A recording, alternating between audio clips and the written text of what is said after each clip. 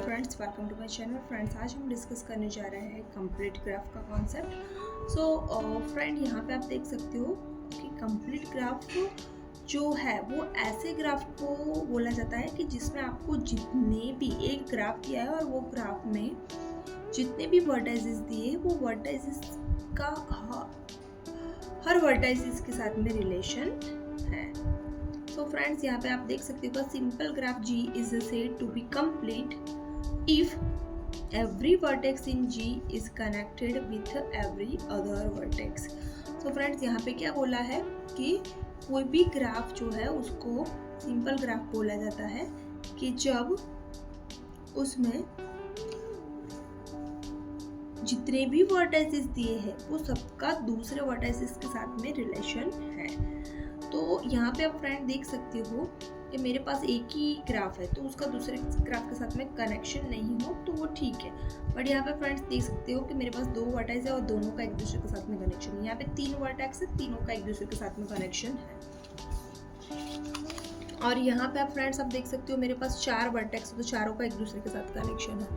यहाँ पे पांच वर्टेक्स है तो वो पांचों का एक दूसरे के साथ में कनेक्शन है। तो फ्रेंड, जो कंप्लीट ग्राफ है उसको हम Kn से डिनोट कर सकते हैं। n मतलब नंबर ऑफ वर्टेक्स।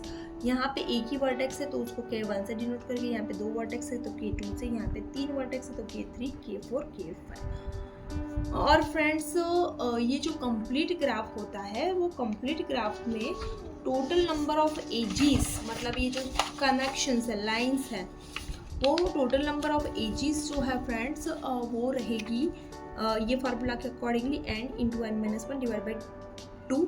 सपोज मुझे K4 के लिए नंबर ऑफ एजेस कितनी होगी वो फाइंड करनी है तो n की value 4 into 4 minus 1 3 divide by 2, तो टोटल 6 एजेस आएगी। तो यहाँ पे आप देख सकते हो फ्रेंड्स कि ये ग्राफ जो है मेरे पास उसमें टोटल 1 2 3 4 5 6 एजेस है।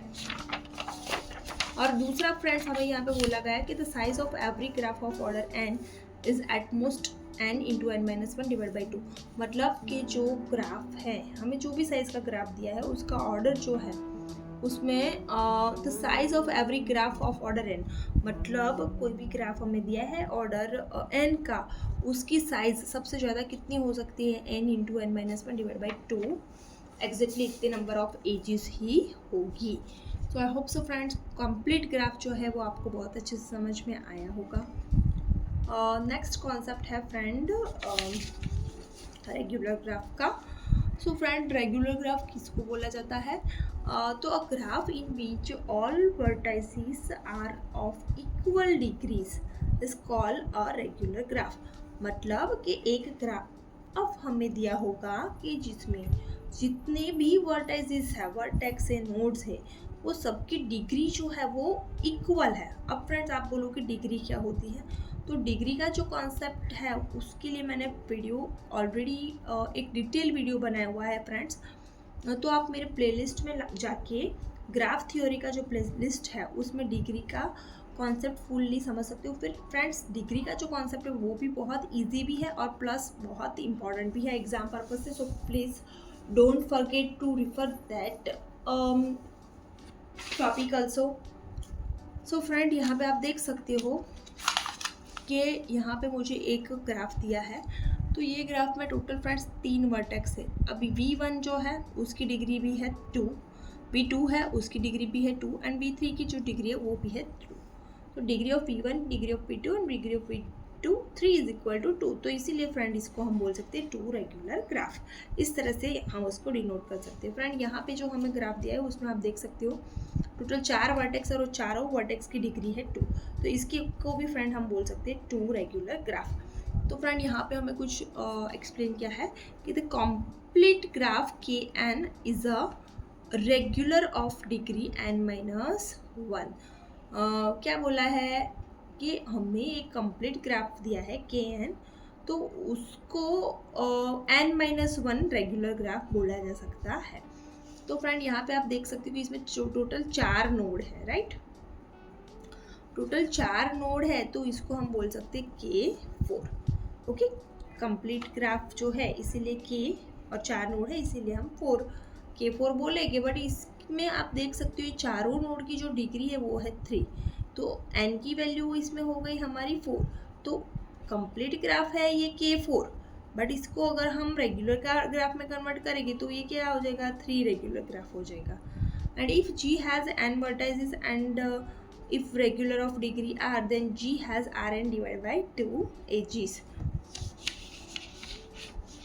फ्रेंड्स मतलब हमें यहाँ पे ऐसा बोला है कि अगर हमारे पास कोई ग्राफ G है और उसमें n नंबर ऑफ वर्टाइसेस हैं तो ये क्या हो जाएगी, रेगुलर डिग्री कितनी हो जाएगी इसकी, Rn। जैसे कि कोई वर्टेक्स है 4, इसमें n की वैल्यू हुई 4 और डिग्री क्या हुई 3, तो r की वैल्यू हुई 3, n की वैल्यू हुई 4, तो 3 × 4 डिवाइड बाई 2, मतलब 6 एजिस इसमें होनी चाहिए। तो यहाँ पे 6 एजिस है, आप देख सकते हो फ्रेंड्स। तो फ्रेंड आई होप सो आपको रेगुलर ग्राफ का जो कॉन्सेप्ट है वो भी बहुत अच्छे से समझ में आया होगा। फ्रेंड्स रेगुलर ग्राफ है, कंप्लीट ग्राफ है, मल्टी ग्राफ है, ये सब ऐसे डेफिनेशंस है कि जो बहुत इजी भी है और प्लस ये एग्ज़ाम पर्पस से बहुत ही इम्पॉर्टेंट है। सो फ्रेंड्स मेरा जस्ट यही रिक्वेस्ट है कि ये डेफिनेशंस को आपको स्किप बिल्कुल भी नहीं करना है।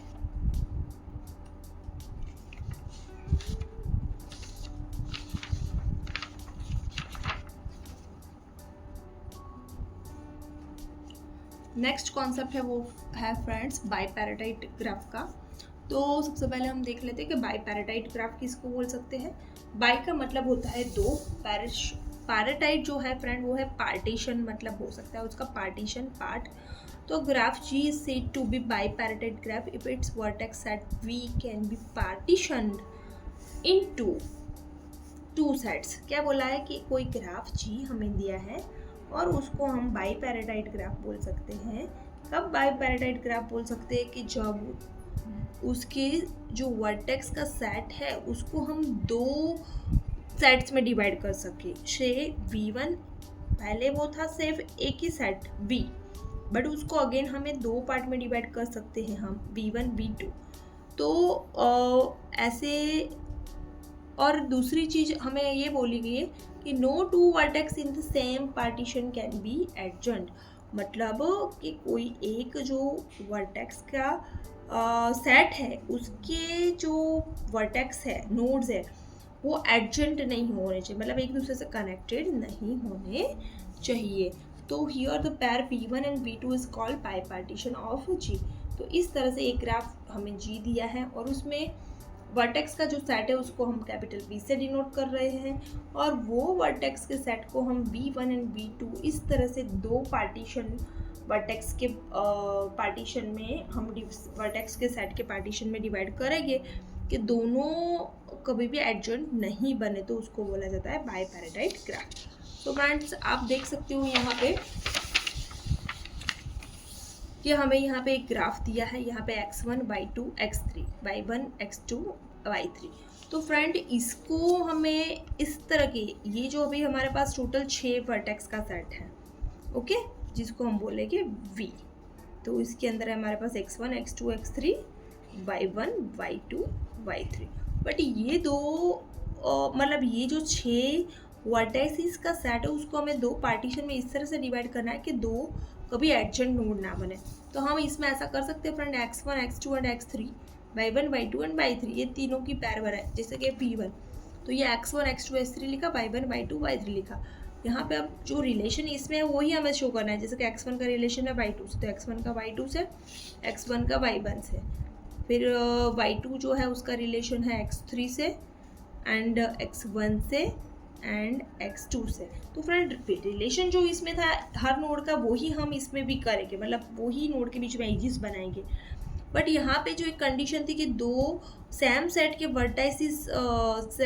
वर्टाइसिस कभी एडजॉइंट नहीं बनने चाहिए, मतलब उन दोनों के बीच में रिलेशन नहीं होना चाहिए। तो फ्रेंड यहाँ पे आप देख सकते हो कि x1 x2 x3 ये तीनों के बीच में कोई रिलेशन नहीं है, तीनों के बीच में कोई रिलेशन नहीं है। तो that's why this is the case of bipartite graph. और फिर यहाँ पे भी आप दूसरा एग्जांपल देख सकते हो, यहाँ पे ये जो ग्राफ हमें दिया इसको हमने इस तरह से ग्रुप में डिवाइड किया कि ये सेट के कोई भी वर्टाइसिस के बीच में एडजॉइंट रिलेशनशिप नहीं हो रहा है। So I hope so friends bipartite graph जो है वो आपको बहुत अच्छे से समझ में आ गया होगा।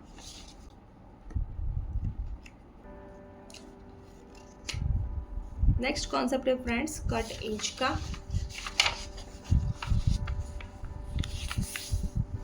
तो an edge e of graph G is said to be a cut edge और bridge of G if G minus e is disconnected. क्या बोला है फ्रेंड्स कि सपोज मुझे कोई ग्राफ दिया है जिसका नाम है जी, और उसमें अगर हमें कोई एज दिए जिसका नाम है ई, तो वो पर्टिकुलर ग्राफ में से अगर हम वो पर्टिकुलर एज ई को हटा देते हैं, कट कर देते हैं, तो हमारा जो ग्राफ है वो डिसकनेक्टेड ग्राफ बन जाता है।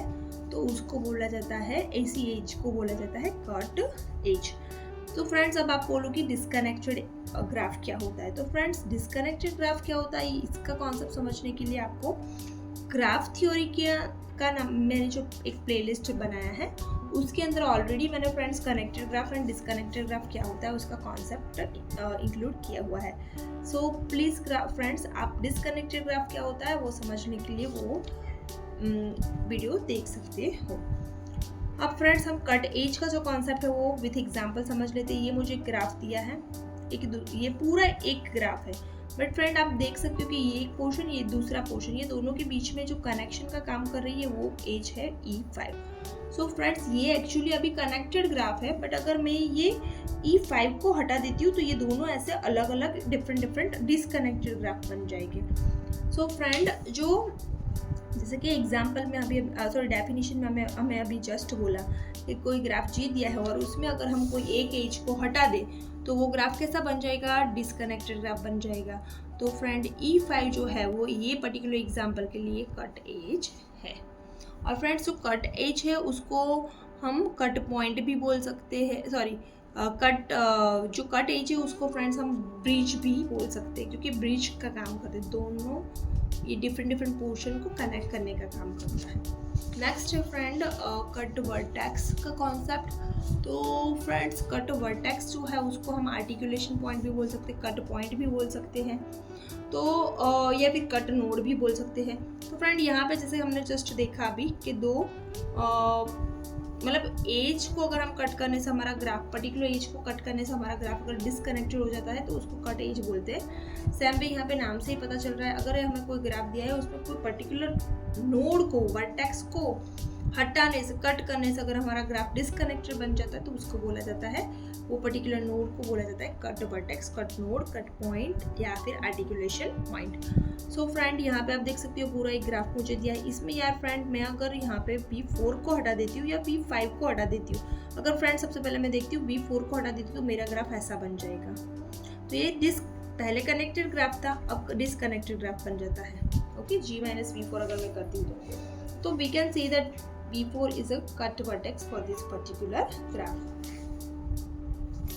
या फ्रेंड्स अब हम ये B4 के बदले में B5 को भी अगर हटाते तो भी मेरा ग्राफ ऐसा बन जाएगा।